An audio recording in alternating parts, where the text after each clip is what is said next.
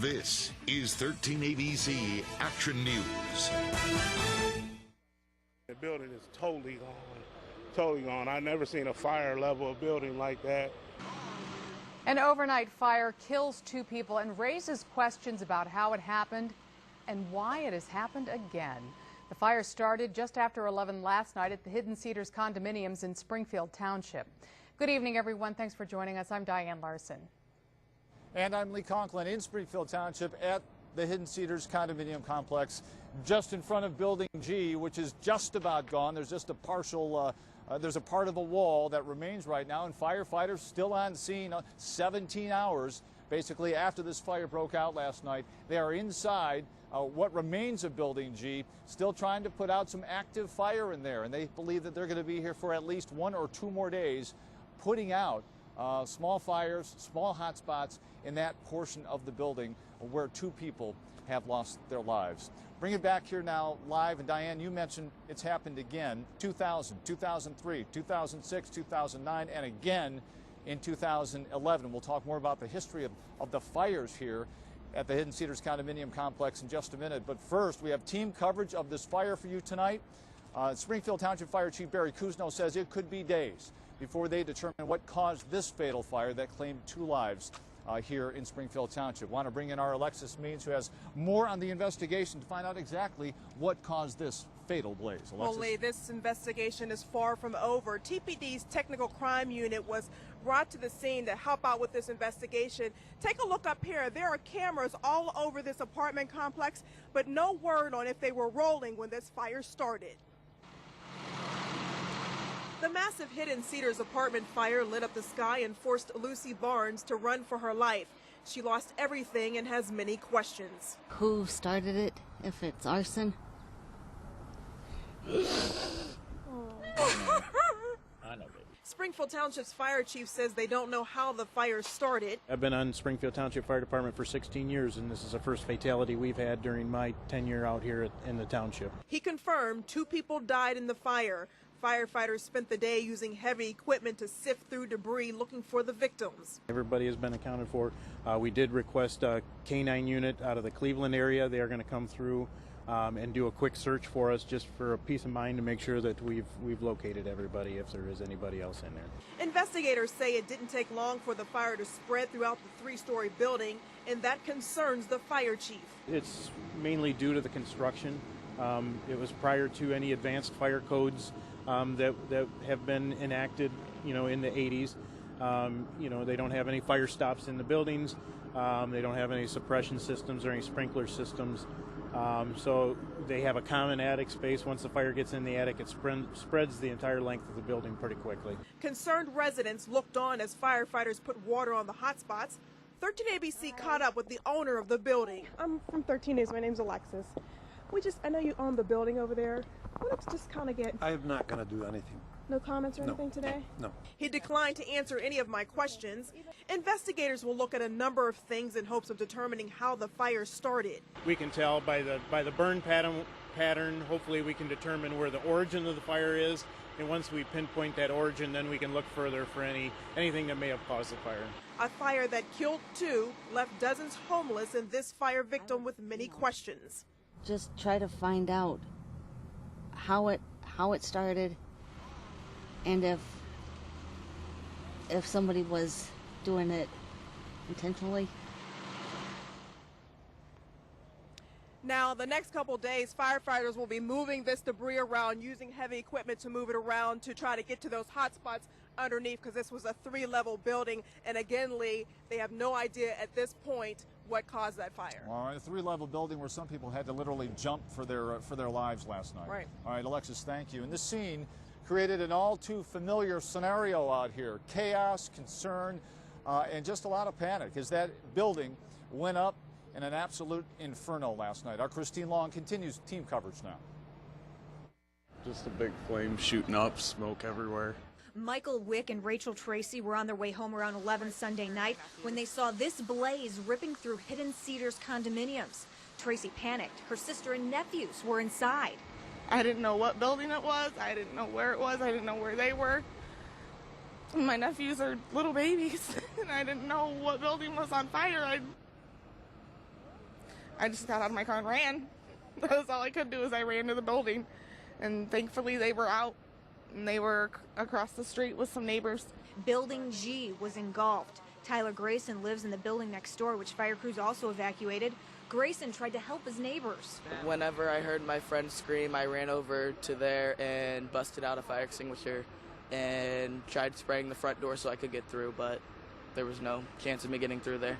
Grayson, wrapped in a blanket, says he watched as residents jumped off balconies trying to escape. Families that I know personally, their mothers and themselves and brothers and sisters and fathers included, all jumped off third-story balconies. And below, some of them were concrete. So people are back there crying, because they know that some people, that their neighbors didn't get out. I went back looking for my daughter. I did find her. The thing that I told her is, the material things like the TVs and the furniture and that stuff like that, you can replace that. But you got people back there that lost lives. You can't replace a person. Reporting from Springfield Township, Christine Long, 13 ABC Action News.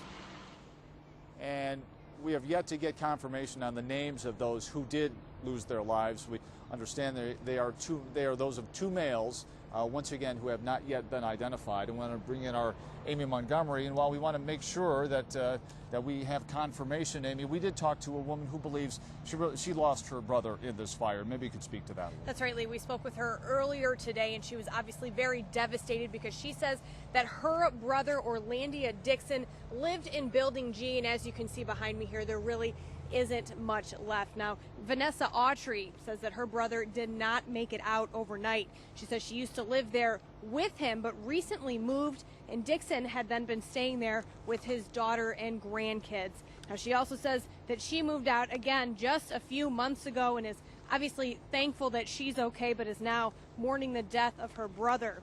She says she's just a couple buildings away, and she could not imagine that this would be happening as she walked outside and saw that this building was completely engulfed in flames.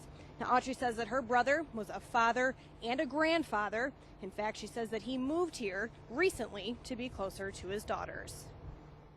We just moved here from Detroit 6 months ago, in September. And we moved here. He has a daughter, 2 daughters here, and we moved here to, for a change. And this is what's been happened, and maybe we should have stayed in Detroit.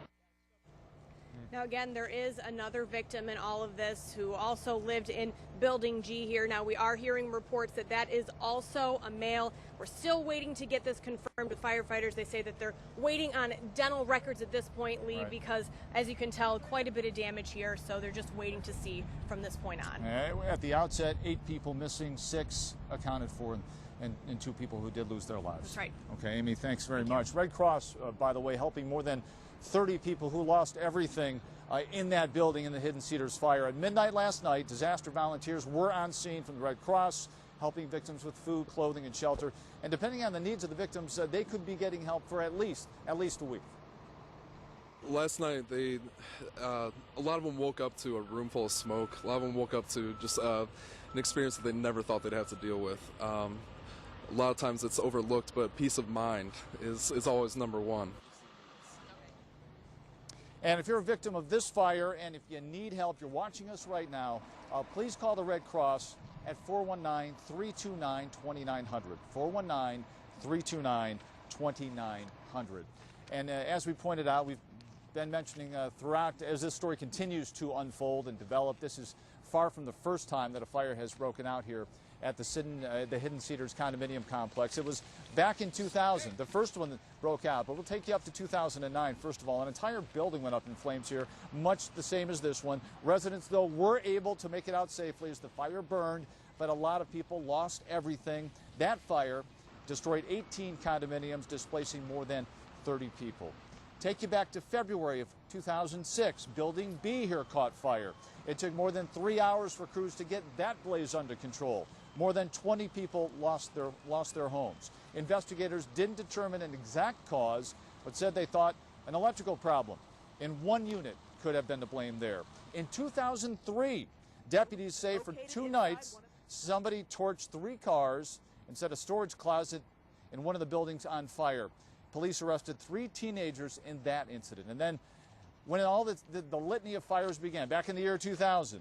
We're going to show you the scene 3 years before that. It took less than an hour to put this blaze out, but 20 families were displaced there. But in all of those fires, the previous fires, no one had been killed until today. This, the first fatal blaze in Springfield Township in 16 years, according to Fire Chief Barry Cousineau. Diane, more coming up in just a minute. We'll send it back to you for the rest of the day's news. All right, Lee, thanks very much. And still to come, should it be the law of the land? Justices take up the controversial health care reform law as people on both sides of the issue descend on the Supreme Court. A live report from our exclusive Washington bureau is just ahead. This is 13 ABC Action News with Diane Larson and Lee Conklin. It's the signature accomplishment of the Obama administration, and today it is under legal fire. With demonstrators chanting outside, justices are hearing arguments on the administration's new health care law. Among those making the case against it, Ohio Attorney General Mike DeWine. 13 ABC Washington Bureau Chief Jacqueline Policastro caught up with him today. Jacqueline?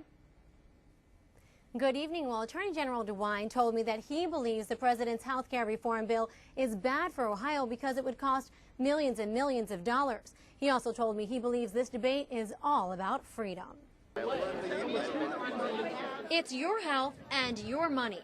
The highest court in the nation will decide what happens to both. I think everyone understands that we need to make changes in health care and that there are good things about the Obama bill, but it's unconstitutional. We are done. The Affordable Care Act was signed into law 2 years ago. It's the individual mandate part of the law that's caused the most controversy. It requires nearly every American to purchase some level of insurance or face a tax penalty of up to about $700 a year. Attorney General Mike DeWine says he hopes the Supreme Court will declare the law unconstitutional so that Congress can go back and craft another bill. Protesters have been here all day since very early in the morning, most of them making their points in the traditional way with signs like these. But then there are other protesters standing right in front of the Supreme Court, their mouths covered with tape, some silent, others very, very loud. The health care lawsuit has protesters talking about other heated topics, like abortion, state and individual rights, and the economy. DeWine says his protest is all about what's best for Ohio. Past history, when Congress has made a major decision, a major bill, Social Security or Medicare, Medicaid, these have all been passed on a bipartisan basis with support from both sides of the aisle. This bill was not, and really what we need is a bipartisan bill. Now, arguments will last until Wednesday. The Supreme Court is expected to hand down a decision in June, and of course that's just months before Election Day. Reporting live in Washington, Jacqueline Policastro, 13 ABC Action News. Well, a sunny but cooler start to this work week. Here's a live check of our 13 ABC Downtown Action Cam. Stan is next with your complete forecast. Now, 13 ABC First Warning Weather with Stan Stachak. Well, the expected cool down arrived today, didn't it? We had a cold front slip through the area last night, and mild temperatures yesterday have turned into the 40s of today. And the winds at north-northeast at 12, so coming in off the lake, the air over the lake cooler, you got to expect that. Freeze warning tonight, though, as the winds let up and become pretty much calm. Showers midweek, and then a warm-up, and then more showers towards the weekend. Now, that's the weather story. Temperatures now are in the 40s, and it looks like they're going to drop into the 30s by about mid-evening. We hit 52, but that's a little deceptive because that was just after midnight when it was still kind of mild.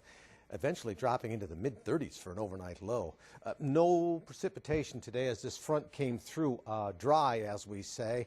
A little backdoor front came down from the north, and the center of cold air is up to the north. That's one, why we had the northeast winds today off the lake, and two, why we're going to have a freeze warning tonight because of the cold air. It's dry, and as the sun sets and we cool on down, it's quite likely we're going to see temperatures well below freezing for quite a period.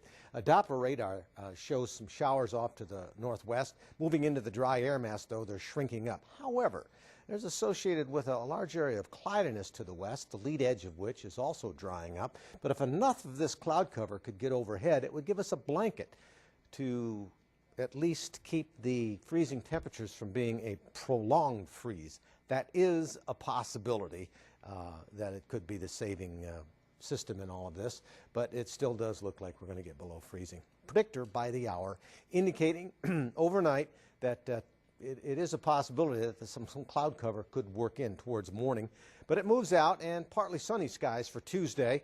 Winds will shift more southerly, and that'll help temperatures into the 50s once again, and we'll see temperatures in the mid-60s, mid to upper 60s by midweek. There will be a weak system moving through, and I think the timing on this is overnight, Tuesday into Wednesday, for some showers. And then for the daylight hours of Wednesday, probably we'll see mostly sunny skies developing, and that's going to be the warm point for the week, mid to upper 60s. And then another high pressure to the north will take over and give us a northeast wind and cooler temperatures again for Thursday and Friday. Tonight, though, we'll call it 26. Freeze warning in effect for everybody in our viewing area. Tomorrow, then, partly sunny. Some showers developing after midnight tomorrow night. 54 for the high on Tuesday. South winds 10 to 15 miles per hour. Wednesday, mid to upper 60s. Low 50s on Tuesday, mid 50s Friday, clouding up Friday and a chance of showers and thunderstorms early Saturday, upper 50s, and then near 60 on Sunday with some sun. So that'd be the pick day of the weekend, at least at this point, and a chance of more showers a week hence on Monday. Otherwise, a mild weekend, bitterly cold temperatures there. Dry Sunday, and that's no April Fool's joke. Well, that's always good. Yeah, I've been a victim of some good ones over the years. Yeah, we've had snow on April Fool's Day before, too. Yeah. Not very funny. A couple of grandkids born on April Fool's Day. Well, that's a lovely reason to celebrate the day. All right, Stan, thanks. We're going to be back with sports right after this.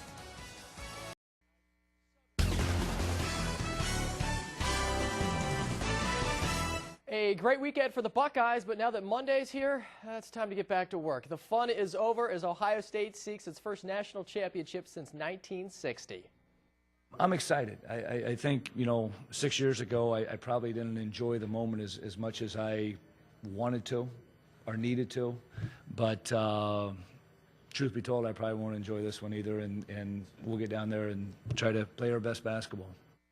Jared Soldier back for his sophomore year and at the center of this Ohio State run to New Orleans. And on the way, he's picking up a few awards, including one of the 10 spots on the John Wooden All-American team. He's the only back-to-back member in the class. Former Buckeye assistant John Gross might be going head-to-head against his old club next year. Illinois has contacted John as they search for a new head coach.